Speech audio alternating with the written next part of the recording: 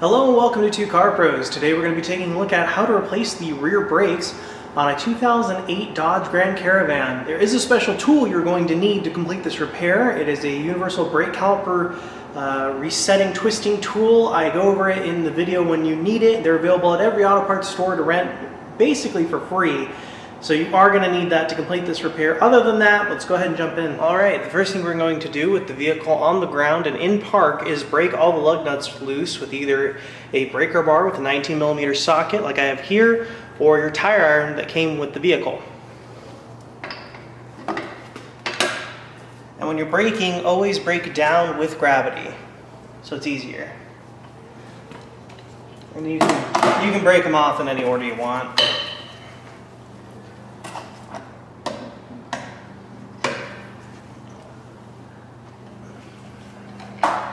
And it's important to know that we're just breaking them loose. We're not actually removing them fully.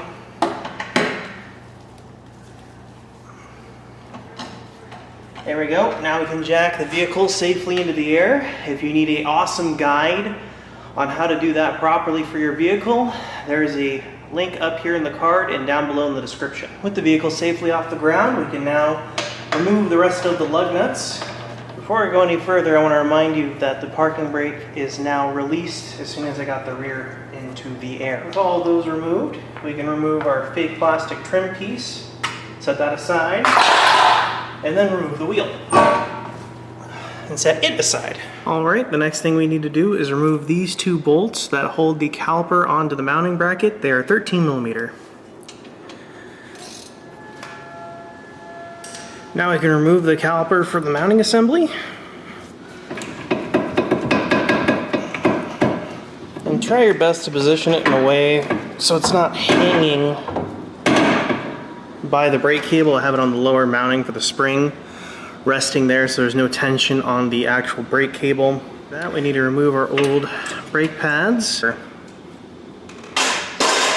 Okay, so the next thing we need to do is remove the two 18mm bolts right here, and they're on pretty tight, so you might want to get a breaker bar or some other long implement in order to get good enough torque to get them to turn.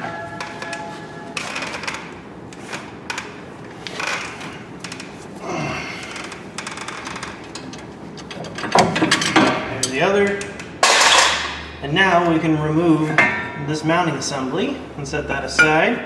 At this point, the rotor is free. You can see that I'm holding with my hand right here, and the reason I'm doing that is because it can fall off and smash your toes, so you know, don't let that happen.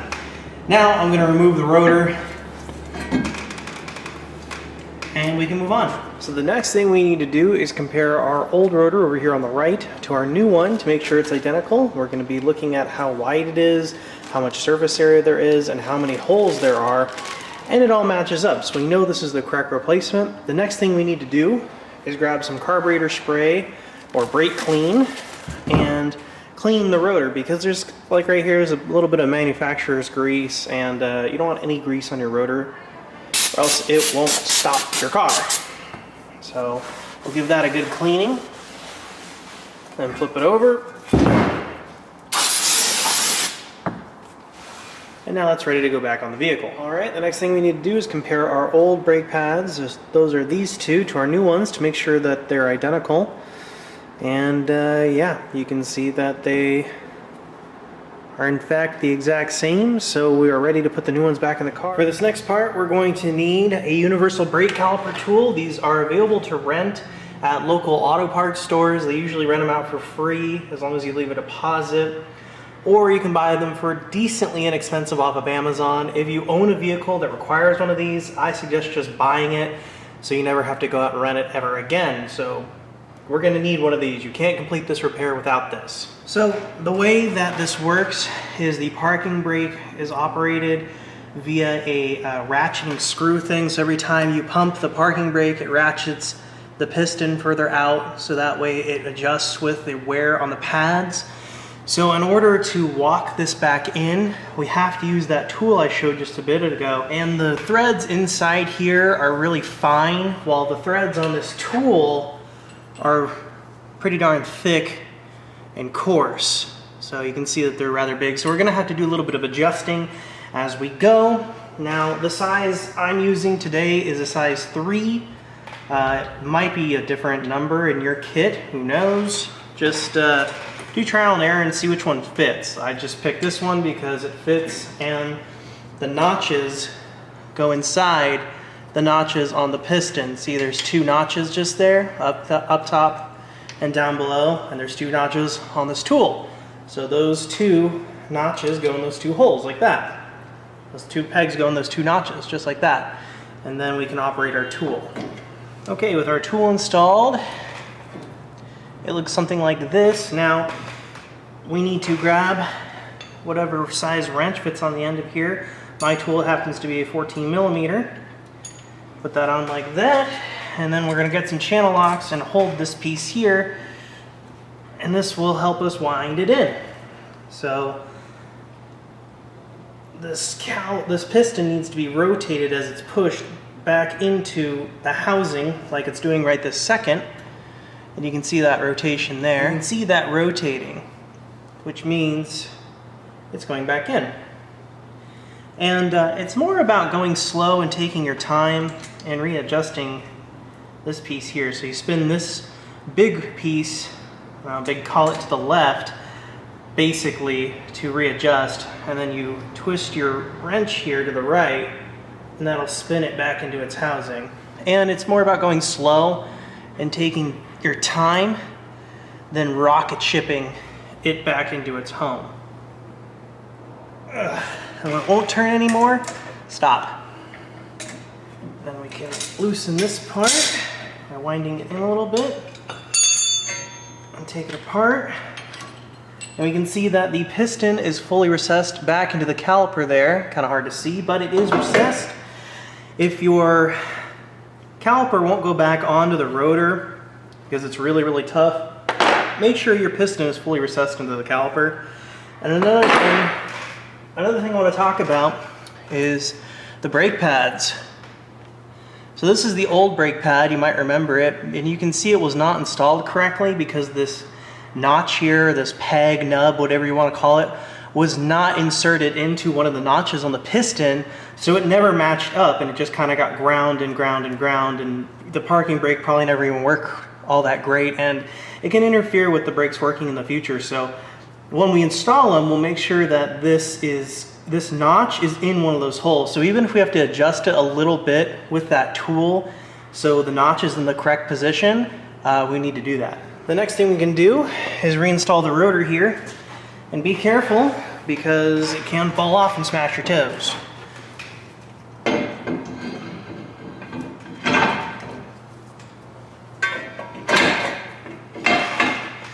Like that, and then we can reinstall our caliper mounting bracket here. Okay, so we've gotten the 18mm bolts reinstalled on our caliper mounting bracket here, and if we recall, they were on very, very tight, so we kind of need to replicate that tightness. And if I find a torque spec, it'll be on screen now.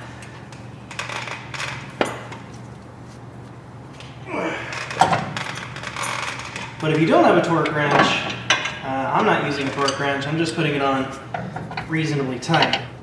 There we go.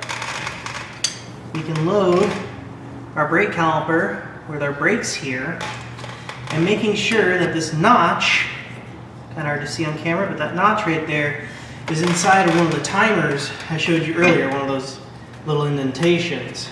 And when you're putting your brake pads on, make sure you're holding the rotor onto the assembly here. That's what my left hand over here is doing while I attempt to get the caliper back into its home. And making sure those notches, one of the notches is in the south position, so it lines up with the brake pad. And then we can recede these slides to get this to fit over. Very nice. Like that, and then we can grab our bolts.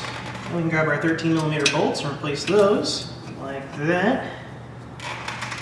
Very nice. And if I find torque specs for these, they will be on screen, just like everything we've done so far, but I'm not using a torque wrench, so it's not that important. When you need to use a torque wrench, I'll tell you that. But most automotive, I know the torque specs are out there, don't use torque wrenches too terribly often. There we go. But we're not done just yet. All right, the next thing we can do is put the wheel back on.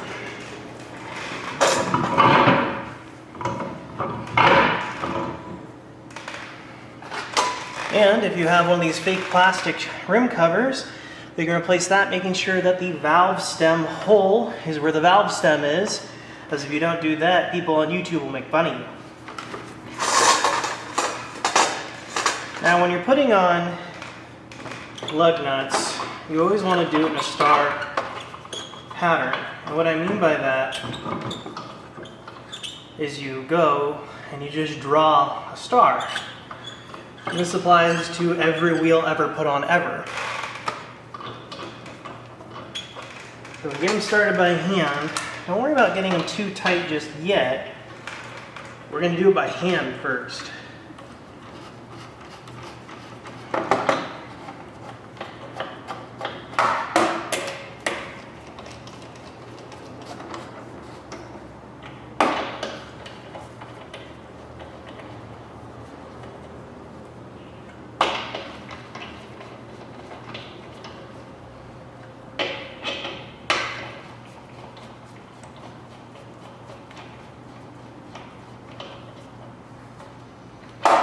Like that. Once they're nice and hand tight, we can now let the vehicle down. Again, refer to that jacking video if you need some help.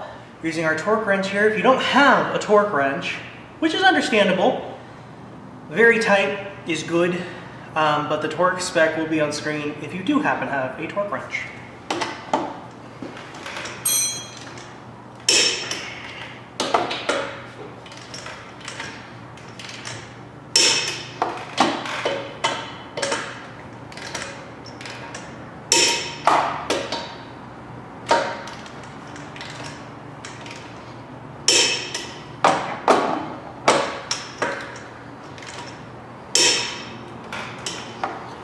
And there we go. But you're still not done just yet. All right, so the next thing we need to do is hop in the driver's seat and depress the brake very slowly. We're gonna keep doing this very slowly, down and up, until the pedal is really, really firm. So what we're doing is we're forcing the piston to come out of the caliper and meet the new brake pads, so they'll work. Because if there's a gap between them, like the gap we created, the brakes in the rear won't work. And that's kind of the opposite what we're going for. So it's about my 4th or 5th pump, and the brakes feel great. They're nice and hard.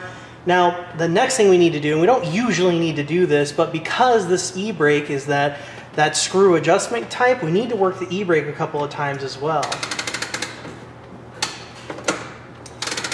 So what that's doing is it's ratcheting the e-brake so that can get used to the new brake pads, and I can tell the e-brake's already getting a lot firmer. So 4 or 5 times ought to do it.